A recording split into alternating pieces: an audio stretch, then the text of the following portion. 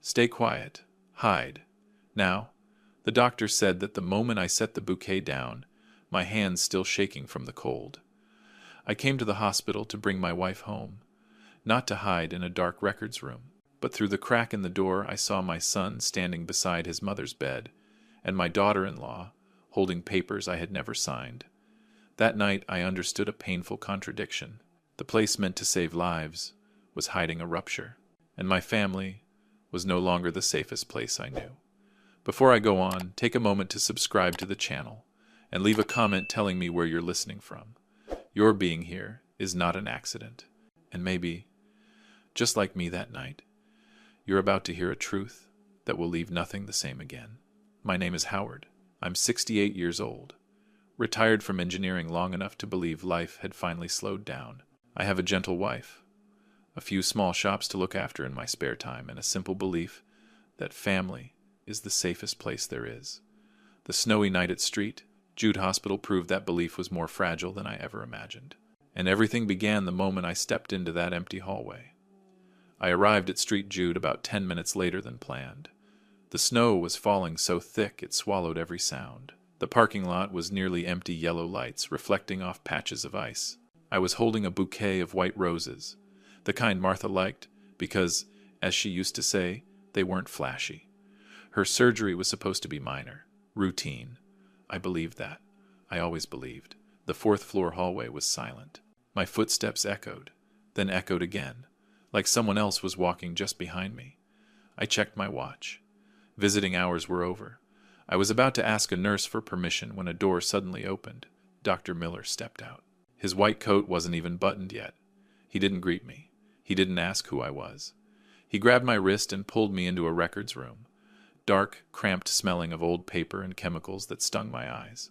"Stay quiet," he said, his voice so low I had to lean in to hear him. "And hide." I thought he was joking, or that he had me confused with someone else. I lifted the flowers like harmless proof. He pressed a hand over my mouth, his eyes hard. "If you want to keep things intact," he said, "do not step outside." The door closed. The fluorescent light flickered. My heart slowed in a strange way, as if my body was trying to protect itself. Miller cracked the door open and motioned for me to look through the narrow gap across from room 402. I saw Martha's hospital bed. I saw the familiar machines. And I saw Logan. My son stood there, arms crossed, posture straight. Chloe was beside him. Hair neatly styled, an expensive coat draped over a chair. They didn't look toward me. They spoke softly but clearly, like the room belonged to them. I didn't hear everything, but I heard enough to know I was standing in the wrong place, inside my own family. Miller whispered explanations, broken sentences, like he was assembling a picture he'd been staring at for too long. There were times Martha reacted oddly to medication, evenings when she sounded confused, then apologized, saying her head wasn't clear, symptoms that didn't match her file. He had made notes, he had asked questions, and he had begun to suspect something. "I need time," Miller said. "But they don't." I looked back at room 402. Logan pulled a folder from his bag. I recognized the cover. I'd seen it once, on my own lawyer's desk. Chloe pointed to a section, her lips pressed tight. Logan nodded. That nod sent a chill through me. Not because I didn't know what the papers were, but because of how it happened. Fast, clean, no hesitation. I thought about the years I buried myself in work, the long trips, the checks I sent believing money was the best way to stay close to my son, the late dinners, Martha waiting with a tired smile. I remembered my promise that I would slow down when I retired. I did. But maybe I slowed down later than other plans did. A nurse walked past in the hallway. Miller quietly pulled the door shut a little more. "They're accelerating everything," he said.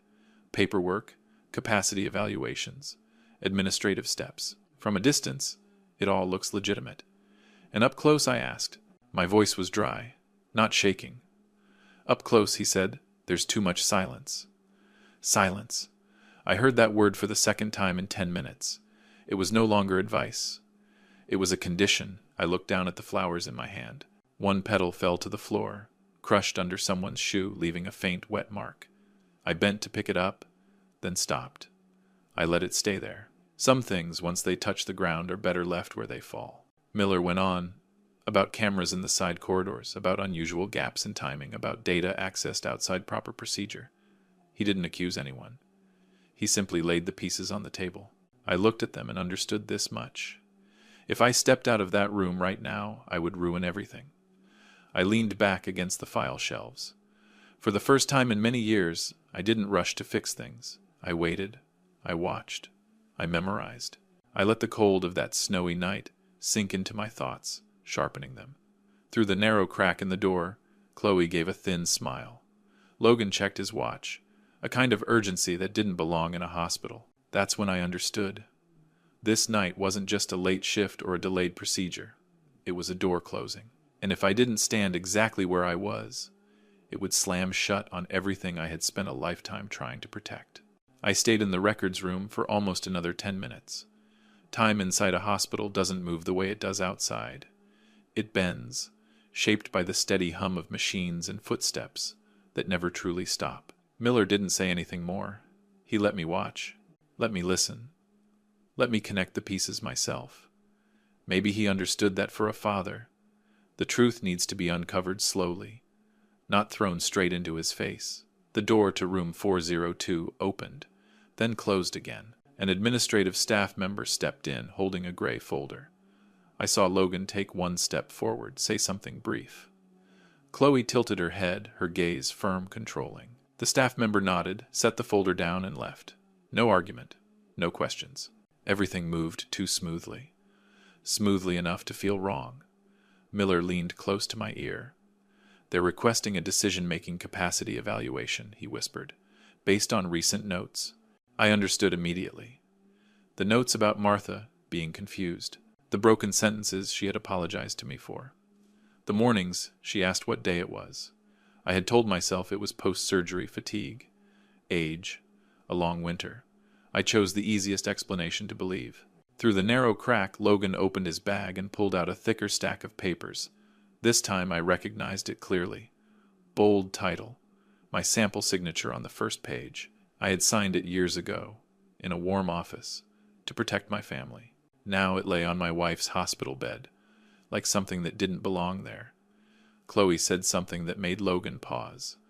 I couldn't hear the words, but I saw her lips form a thin smile. She leaned in, pointed at her phone screen. Logan exhaled, then nodded again. This nod carried no hesitation. Miller pulled me back as Logan moved closer to the door. We held our breath. Logan stepped into the hallway, made a call. His voice was low, rushed. I caught only fragments. "Tonight. Everything's ready. Can't wait any longer." He went back inside and closed the door. I turned to Miller. "You said they don't have time," I said. "Why?" He didn't answer right away. He looked at me, weighing his words. "Because some decisions," he said slowly, "only work when someone else no longer has the ability to object." I didn't ask him to finish. I didn't need to. Inside room 402, Chloe opened her handbag and took out a small, unlabeled bottle. She placed it beside the cup of water on the table. Quick, discreet. Logan glanced around, then turned away. My stomach tightened, but my mind felt frighteningly cold. I didn't think about what was in the bottle. I thought about the past month. The evenings, when Martha looked at me, as if she wanted to say something, then stopped. The times she held my hand tighter than usual. Chloe spoke again, loud enough for pieces to slip through the door. She talked about evaluations, about oversight authority, about asset transition. Dry administrative words. Logan stayed silent. His silence wasn't resistance. It was consent. Then Chloe said something else. Logan turned toward her. I saw his hand tremble slightly. He shook his head. Chloe stepped closer, speaking fast, pressing. I didn't hear it all, but I saw the slap. Not loud, not dramatic, just a sharp hit to his shoulder, enough to push him back into place. She pointed toward the window where the snow was still falling. I read her lips. "Tonight." Miller placed a hand on my shoulder. That's when I realized I was gripping the edge of the file shelf so hard my knuckles had gone white. "I held back the test samples," he said. "Not through standard procedure. I need proof before everything gets sealed." "The cameras," I asked. He shook his head. "There are gaps." Gaps. Another word. I was starting to understand that the most dangerous things weren't what happened in plain sight, but the empty spaces created on purpose. I looked at Logan again. My son. The boy I taught to ride a bike, picked up from airports at midnight, paid debts for, without asking why. He stood there now, between his mother's hospital bed and my paperwork, choosing not to meet her eyes. I didn't want to step out yet. I wanted to see how far they would go when they believed no one was watching. I wanted to hear what they said when they thought everything was settled. The truth, when left alone, often reveals itself. Chloe handed the cup of water to Martha. My wife turned her head away, weak. Chloe set the cup down and waited. Logan checked his watch again. That urgency returned. Stronger this time, Miller whispered. If you show yourself now, they'll stop, but they'll find another way. I understood. My presence right now would only patch the surface. I needed them to keep going, to let what they were relying on expose itself. I nodded, not out of courage, but because there were no easy choices left. Outside, the snow kept falling. Inside, the papers were rearranged, neat, precise. A plan that believed itself perfect was moving toward its final moment. And I, for the first time, was no longer standing at the center of my family, but in the shadows, waiting for the silence to be exposed. I didn't step out of the shadows right away. After Chloe set the cup down and Logan turned away, room 402 slipped into a strange state of waiting. No one spoke. No one rushed. The silence thickened, like fresh ice forming over a road. I understood then. They believed everything was locked into place. Miller guided me deeper between the shelves, where the hallway cameras couldn't see. He opened a low drawer and took out a small sealed bag. Inside were test vials, carefully labeled. I kept these, he said, not to accuse anyone, just to make sure that if something is covered up, it still leaves a trace. I nodded. I didn't ask how he managed to keep them. Some questions once answered make everything more fragile. I only needed to know that somewhere in this night, the truth hadn't been fully sealed yet. We heard a medical cart roll past. A security guard glanced into the records room, then moved on. Miller let out a quiet breath. Someone interfered with the secondary camera system, he said. Not all of it, just enough to create gaps. Gaps again. I was starting to see the pattern. It didn't take much force, just the right place, the right moment. I thought about my years designing systems, how one loose bolt could throw an entire line off, without anyone noticing right away. Through the crack in the door, Logan placed an iPad on the table beside the bed. The screen lit up. I recognized the interface immediately, the one I used to sign documents remotely. I remembered setting it up for convenience during trips. I remembered believing convenience was harmless. You see it, don't you? Miller whispered. I did, and I understood. It wasn't my signature. It was a composite, stitched together from old strokes, close enough to pass the system if no one looked carefully. A temporary technical solution. But in the middle of the night, it could go very far. A brief heat ran up my spine, then disappeared. I didn't shout. I didn't pound on the door. I simply took note. The engineer in me woke up, even after all these years of retirement. I remembered authentication steps, the small tolerances rushed people tend to ignore. I knew there were ways to prove an electronic signature had been compromised, if the device and the timing could be preserved. Miller looked at me as if reading the thought. I can hold on to the iPad, he said. If there's a medical reason. I nodded again. Medical reason. The words sounded thin, but inside a hospital they carried their own weight. We waited.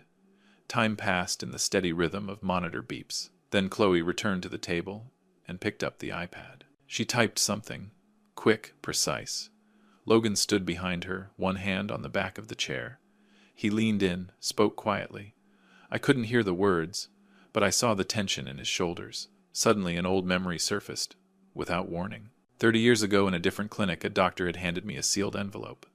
I didn't open it right away. I took it home, placed it deep in a drawer, where only I knew. Test results, a truth I chose to keep silent, to keep a family intact. I didn't know why that memory returned now. Maybe because the pieces were finally finding each other. Miller touched my hand lightly. Howard, he said, the first time he used my name that night, there's something you should know. Not directly about them, but about you. I looked at him. He didn't circle around it. He spoke about an old sample, a file I once asked him to keep confidential, a result he had never forgotten. I listened, each word landing slowly.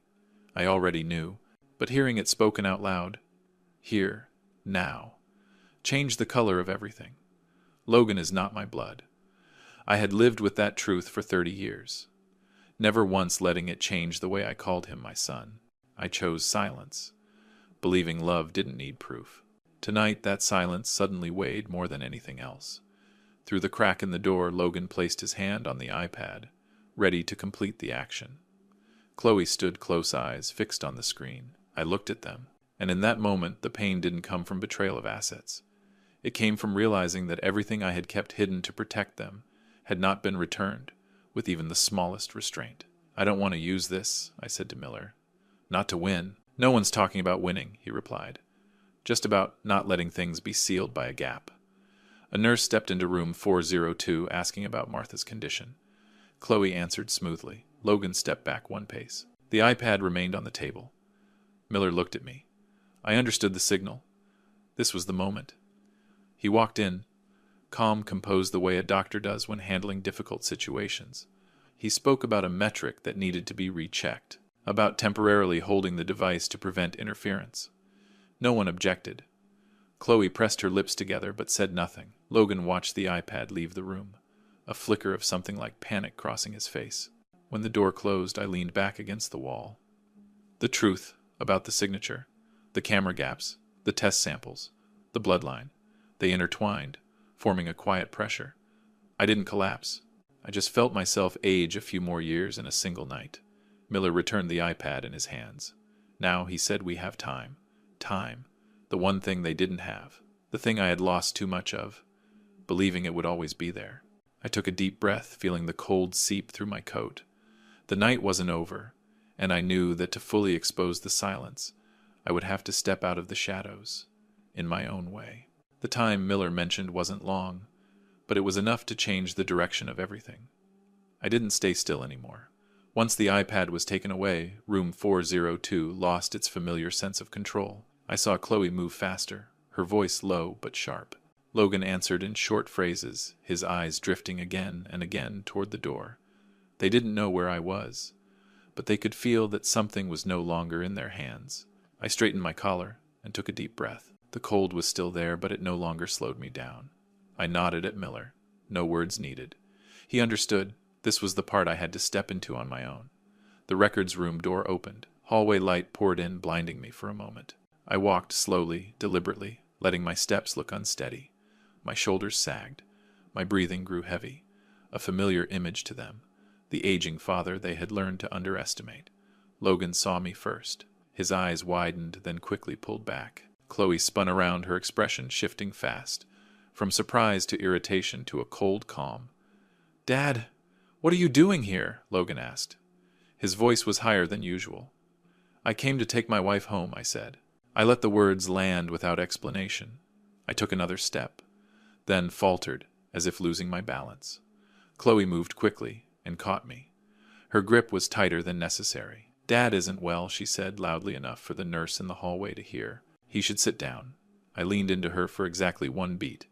Then I heard paper rustling behind me. Logan was shoving the folder back into his bag. Clumsy. Rushed. I noted every detail. "Let me stand," I said. "I can still stand." Chloe didn't let go right away. She shifted her foot, subtly blocking the space between me and Martha's bed. I looked past her shoulder. My wife lay there, eyes closed, her face paler than I remembered. A dull ache pressed into my chest, but I held it back. Not now. "Tonight has been a lot," Chloe said, her voice softening on purpose. "You should rest." I nodded slightly as if agreeing. Then I took another step. This time Chloe pushed me. Not hard, just enough. I fell into the chair beside me, my shoulder hitting the armrest. A dry sound echoed. I heard someone inhale sharply. "You see," she said quickly, "you're not stable." Logan stood frozen. He looked at me, then at Chloe. I saw hesitation flicker across his face. Brief. Gone. He turned away like a decision had been made. "Get the papers," Chloe said quietly. Logan opened his bag and pulled out the folder. He set it on the table in front of me. "Dad just needs to confirm," he said. "So everything can be settled." I looked at the familiar lines, the carefully chosen words written to sound reasonable. I lifted my hand. It trembled slightly, just as they expected. Logan leaned in, guiding my finger to the right spot. I could feel his pulse, faster than normal. "Son," I said. My voice was rough but clear. Logan stopped and looked up. "Do you remember the first time I taught you how to drive?" He froze. Chloe frowned. "This isn't the time I remember," I continued, not looking at her. "I remember because I was afraid that day. Not of an accident, but of you thinking I wouldn't be there if you let go of the wheel." Logan swallowed. His hand still held mine. I tightened my grip, for the first time strong enough to force him to meet my eyes. 30 years ago, I said slowly, I learned a truth. I chose to keep silent. I believed love was big enough to cover every gap. The room went completely still. I saw Chloe tense. Logan couldn't pull his hand away. "Tonight," I went on, "you didn't just put these papers on the table. You closed the last thing I was trying to keep for you." Logan opened his mouth, but no sound came out. Chloe reached for him, but it was too late. The door swung open. Footsteps struck the floor, firm, controlled. Miller entered with 2 people in plain clothes. No one shouted. No one ran. Everything unfolded with a quiet that was terrifying. Chloe released my arm and stepped back half a pace. "There's been a misunderstanding," she said, still trying to sound calm. Miller placed the iPad on the table. "We need to clarify a few things," he said, "about this device, and about the gaps in the records." Logan pulled his hand away from mine. He looked around, searching for an exit that didn't exist. I looked at him for the last time that night. No anger left, only a deep, settled exhaustion. I stayed seated. My shoulder throbbed, but my mind felt strangely clear. What needed to be said had been said. What needed to be exposed no longer had anywhere to hide. Outside, the snow kept falling, unaware of the boundaries that had just been broken inside this room. After the door to room 402 closed once more, the hospital settled back into its familiar, slow rhythm. No more rushed voices, no more hurried movements, only the steady beeping of monitors, and Martha's fragile breathing. I sat beside her bed, my hand holding hers. For the first time that night, it wasn't to keep silent, but to hold on to something that was still intact. Miller stood at the far end of the room, exchanged a few quiet words with the others, then left. No one asked me anything else. Some things once placed where they belong don't need explaining. I looked at Martha. Her face was still pale, but her breathing was steadier. I told myself that if this was all the night took, then it hadn't taken everything. The days that followed moved slowly. The hospital was no longer a dark maze. It became a place of procedures, paperwork, brief meetings with lawyers and investigators. I spoke when needed. I stayed quiet when I didn't have to speak. I didn't tell Martha everything right away. She needed time to heal before facing what had been hidden for too long. Miller kept his word. The test samples were re-examined. The gaps were filled with data. No heavy language was required. Only clarity. I signed the necessary documents by hand, slowly, one stroke at a time. This time, my signature wasn't for transferring control. It was to close a chapter. When Martha was more alert, I told her what she needed to know. No more, no less. She listened, staring at the ceiling for a long time. Then she turned toward me and squeezed my hand. "We still have each other," she said. That simple sentence lightened everything. Not because it erased the damage, but because it reset what mattered most. Winter in Chicago lingered a few more weeks. The snow slowly melted, leaving gray, wet streaks on the sidewalks. I took Martha out of the hospital on a cold but bright morning. There were no flowers, only the old scarf I brought from home. She smiled and said that was enough. We didn't return to the old house right away. I sold off what we no longer needed. The small chain of convenience stores was transferred according to plans I had prepared long ago. But this time, everything was open and transparent. I didn't keep much. At this age, ownership no longer made me feel safe. What remained I put into a small fund. No noise, no big signs, just a place to support older people who need a voice when they no longer have the strength to speak loudly. I gave it a simple name. To remind myself that protection isn't control. It's listening. Martha and I began taking short trips. Not around the world, the way people like to say. Just places we once promised we'd visit and never did. A quiet coastal town, an empty mountain road. We traveled slowly. We stopped often. I learned not to rush. She learned not to apologize for being tired. Some evenings, sitting together in a small guest room, I thought about Logan, not with anger. Just a clean, honest sadness. I didn't try to justify him. I didn't deny what happened. I understood that some relationships don't end because love is missing, but because it was used the wrong way. One early spring day, Martha and I stood before my parents' graves. The snow was gone, the soil still damp. I placed my hand on the cold stone and said nothing. Martha stood beside me, hand in mine. A light wind passed through. No grand symbols, just a moment quiet enough for me to breathe out. I realized then, kindness doesn't disappear when it's taken advantage of. It just needs to be placed back where it belongs. And silence, when broken at the right time, doesn't destroy a family. It helps what remains stand more firmly. As we walked away, sunlight filtered through bare branches, signaling a new season. I didn't think about starting over. I thought about continuing, with clearer boundaries, and with a calm it had taken me far too long to recover. If you've stayed with me until the end of this story, thank you for listening to the very last moments. If it gave you something to think about, please tap like to support the channel. Subscribe so you don't miss future stories, and share it if you believe someone out there might need to hear this. The lesson I took from all of this is simple. Kindness isn't wrong, but it needs boundaries. Family is not a place to exploit, and the silence of older people doesn't mean they don't understand. When we speak up at the right moment, not for revenge but to protect dignity, fairness finds its own way. Thank you for staying. I wish you the clarity to love deeply, and the courage to protect yourself.